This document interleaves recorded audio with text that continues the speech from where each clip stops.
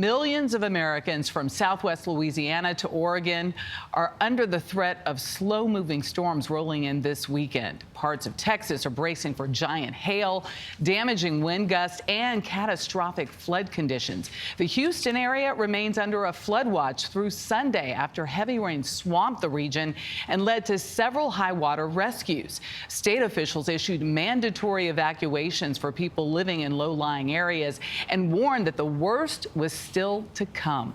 Janet Shamlian has the latest now from Texas. Janet, good morning. Michelle, good morning to you. This is one of those low-lying areas.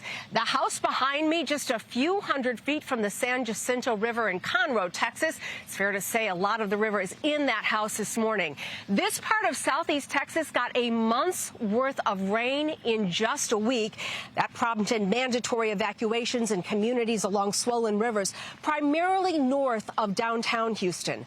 Hundreds of homes have flooded with a risk of more over the weekend because now the water is reaching additional neighborhoods as it moves south.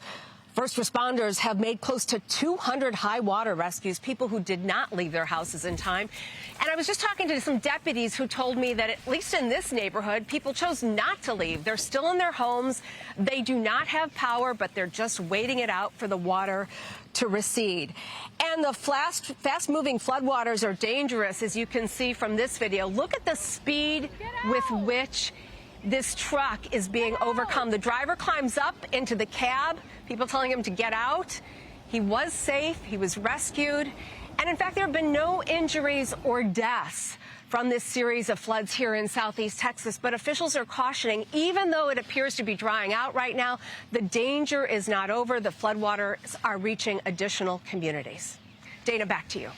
You know, Janet, it's amazing. You showed that truck video, and no matter how many times we tell people how fast those floodwaters are, until you see it like that, it is just unbelievable. Unbelievable stuff there. Thank you very much.